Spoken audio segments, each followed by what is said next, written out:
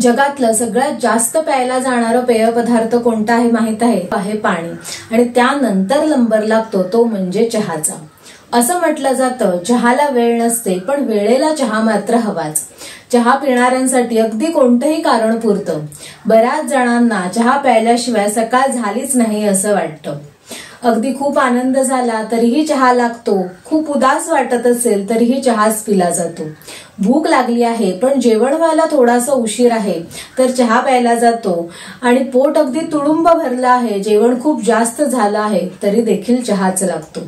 म्हणजेच काय, अगदी कोणतंही कारण असेल तरी चहा हा प्यायला जातो. दिवसातल्या कुठल्याही वेळी विचारा तरीही चहाला नाही म्हणणार नाही असा एखादा व्यक्ती तरी आपल्या घरामध्ये असतोच. पण अगदी रोज आपण पित असणाऱ्या चहामध्ये नक्की असतं तरी काय आणि त्याचे आपल्या शरीरावर काय परिणाम होतात हे तुम्हाला माहिती आहे का? तर जाणून घेऊया आजच्या व्हिडिओमध्ये. नमस्कार, मी डॉक्टर स्वप्ना तुमचं सगळ्यांचं स्वागत करते आपल्या YouTube channel healthy living with doctor स्वप्नामध्ये. जर तुम्हाला आहार, आरोग्य, आयुर्वेद या विषयासंदर्भातले माहितीपूर्ण व्हिडिओ बघायला आवडत असतील तर चॅनलला आजच सबस्क्राईब करा. बेल आयकॉन दाबा म्हणजे मी व्हिडिओ अपलोड केला की त्याचं नोटिफिकेशन तुम्हालाही मिळत राहील. चहा उत्पादन करण्यामध्ये भारत हा दुसऱ्या क्रमांकाचा देश आहे. चहाचं जेवढं उत्पादन भारतामध्ये केलं जातं त्यापैकी जवळजवळ 70% चहा हा भारतीय लोकांकडूनच वापरला जातो. खरं तर पूर्वी भारतामध्ये चहाचं उत्पादन केलं जायचं नाही. ब्रिटिशांकडून भारताला जी काही देणी मिळाली आहे त्यापैकी एक आहे ते म्हणजे चहा. पूर्वी चहाचं उत्पादन हे चीनमध्ये केलं जायचं पण चीनी लोकांकडून चहा घेणं हे ब्रिटिशांना फारसं परवडत नव्हतं. म्हणून हळूहळू त्यांनी भारतामध्ये चहाच्या लागवडीचे प्रयत्न चालू केले आणि हळूहळू भारत हा चहा उत्पादनामध्ये एक अग्रेसर देश बनला. पूर्वी चीनमध्ये चहा म्हणजेच ब्लॅक टीचा वापर हा एक ट्रेडिशनल मेडिसिन म्हणजे औषध स्वरूपामध्ये केला जात होता. डोकेदुखी किंवा दीर्घायुष्य यासाठी चहा म्हणजेच ब्लॅक टीचा वापर हा चीनी लोक करत होते. हळूहळू ती परंपरा ब्रिटिश लोकांकडे आली आणि ब्रिटिशांकडून भारतामध्ये त्याचा हळूहळू प्रसार व्हायला लागला. हळूहळू ब्लॅक टी ऐवजी चहामध्ये साखर, दूध हे घालून पिण्याची प्रथा सुरू झाली आणि चहा हा भारतीय लोकांमध्ये एक लोकप्रिय पेय पदार्थ झाला. आपण अगदी रोज पित असणाऱ्या चहामध्ये नक्की असतं तरी काय आणि त्याचे काय परिणाम होतात ते आपण बघूया. चहाचं मूळ जर आपण बघितलं तर ते म्हणजे ब्लॅक टी. या ब्लॅक टी मध्ये नक्की काय असतं तर ब्लॅक टी मध्ये आपण जर बघितलं तर साधारणतः 1 ते 2 कॅलरीज असतात. म्हणजे अगदी कॅलरीज नसतात असं म्हटलं तरी चालेल. आपण कोणत्या पाण्याने ब्लॅक टी बनवत आहोत त्यानुसार त्याच्यामध्ये काही प्रमाणामध्ये मिनरल्स आढळतात. या ब्लॅक टी मध्ये असणारे टॅनिन, कॅफेन आणि पॉलिफेनॉल हे खरं तर त्याचे ऍक्टिव्ह इन्ग्रेडियंट आहेत. म्हणजे या घटकांमुळे चहाचे जे काही आपल्या शरीरावर चांगले किंवा वाईट परिणाम होत असतात ते याच्यामुळेच होत असतात. चहा खरं तर पिऊ नका असं सांगितलं जातं पण चहाचे आपल्या शरीरावर म्हणजेच ब्लॅक टीचे आपल्या शरीरावर काही चांगले परिणाम देखील आहेत आणि म्हणूनच त्याचा वापर पूर्वी औषध स्वरूपामध्ये केला जात होता. चहामध्ये पॉलिफेनॉल्सचं प्रमाण चांगलं आहे म्हणजेच अँटीऑक्सिडंटचं प्रमाण हे चांगलं आहे आणि यामुळेच आपल्या शरीरातले फ्री रॅडिकल्स कमी होतात जे आपल्या शरीरासाठी घातक असतात. म्हणून आपल्या ते आरोग्यासाठी चांगलं आहे, आपल्या हार्ट हेल्थसाठी देखील ते चांगलं आहे. चहामध्ये असणारे जे पॉलिफेनॉल्स आहेत, जे अँटीऑक्सिडंट्स आहेत, हे कॅन्सर सेल ग्रोथ रेग्युलेट करतात. म्हणूनच नियमितपणे ब्लॅक टी आणि योग्य प्रमाणामध्ये ब्लॅक टी सेवन करणाऱ्यांमध्ये कॅन्सरची रिस्क म्हणजे कॅन्सरचा धोका हा कमी प्रमाणामध्ये असतो. चहामध्ये जे टॅनिन आहे ते सेल्युलर डॅमेज कमी करतं. चहामध्ये कॅफीन आहे ते व्हॅसो कॉन्स्ट्रिक्शन करतं म्हणजे आपल्या ज्या रक्तवाहिन्या आहेत त्या संकुचित करतं आणि त्यामुळे ते डोकेदुखीसाठी वापरलं जातं.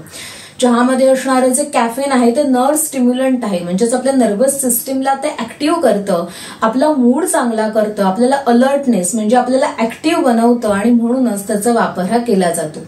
चहामध्ये असणारे अँटीऑक्सिडंट्स आणि कॅफेन आणि टॅनिन यामुळेच त्याचा वापर हा औषध स्वरूपामध्ये ब्लॅक टीचा वापर हा पूर्वी केला जात होता.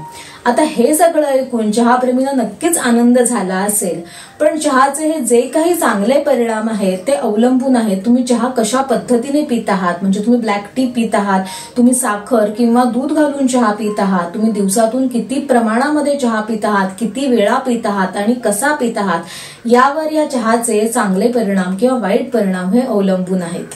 दिवसभरामध्ये किती चहा प्यायचा हे मी व्हिडिओच्या शेवटी सांगणार आहेच, पण आता बघूया चहाचे आपल्या शरीरावर काय वाईट परिणाम होतात किंवा काय साईड इफेक्ट होतात. सगळ्यात पहिल्यांदी आहे ते म्हणजे रेड्युस्ड आयन ऍब्झॉर्प्शन. चहामध्ये टॅनिन असतं, हे टॅनिन आहे ते आयनला बाइंड होतं, म्हणजे आपण जे काही खातो त्याच्यामध्ये जो लोह आहे त्या लोहाला जाऊन चिकटतं आणि त्यामुळे त्याचं ऍब्झॉर्प्शन, त्याचं शोषण आहे ते शरीरामध्ये कमी होतं. विशेषतः जे वनस्पतीजन्य पदार्थांमधून म्हणजे प्लांट सोर्स कडून जे आपल्याला आयन मिळतं किंवा लोह मिळतं त्याला ते जास्त करून जाऊन चिकटतं. म्हणून ज्यांचं हिमोग्लोबिन अगोदरच कमी आहे, ज्यांचे आयन लेवल्स कमी आहेत आणि जे व्हेजिटेरियन्स आहेत त्यांनी जास्त लक्ष देणं हे गरजेचं आहे. दुसरा साईड इफेक्ट आहे ते म्हणजे नॉशिया आणि हार्टबर्न. चहामध्ये टॅनिन आहे, हे टॅनिन आहे ते थोडंसं कडवट असतं आणि म्हणूनच ब्लॅक टी थोडीशी आपल्याला कडवट लागते. आणि हे जे टॅनिन आहे ते डायजेस्टिव्ह टिश्यूला इरिटेट करतं आणि म्हणूनच आपल्याला जेव्हा चहा आपण रिकाम्या पोटी पितो किंवा सकाळीच उठल्या उठल्या जेव्हा चहा पितो त्यावेळेला बऱ्याच जणांना मळमळ झाल्यासारखं जाणवायला लागतं. रिसर्चमध्ये असं दिसून आलेलं आहे जे कॅफेन आहे ते स्टमक स्फिंक्टरला रिलॅक्स करतं.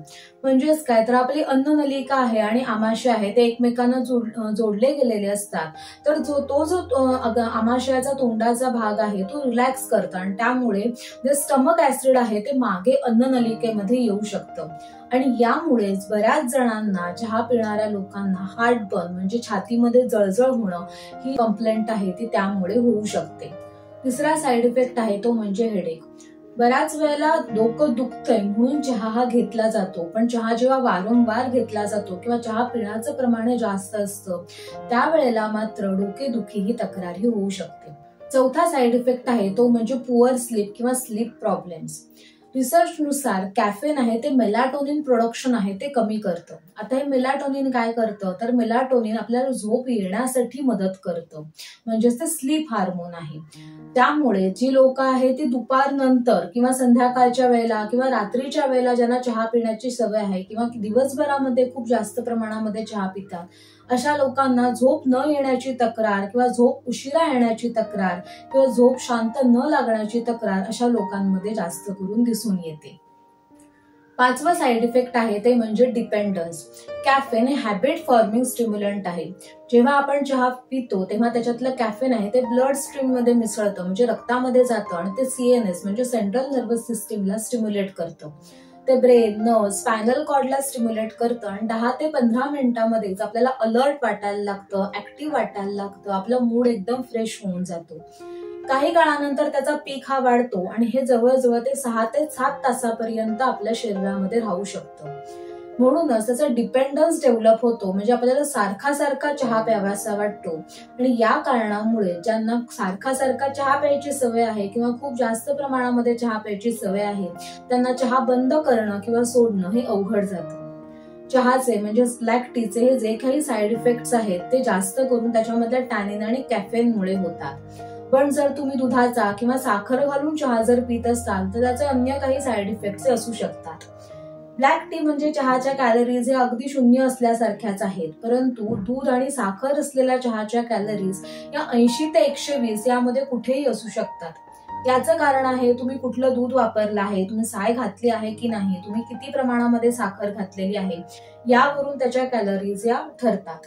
म्हणूनच जर तुम्ही दूध आणि साखर असलेला चहा जर सारखा सारखा पित असाल तर तुम्हाला वजन वाढण्याचा धोका असतो, कारण तुमच्या तेवढ्या कॅलरीज जास्त पोटामध्ये जातात.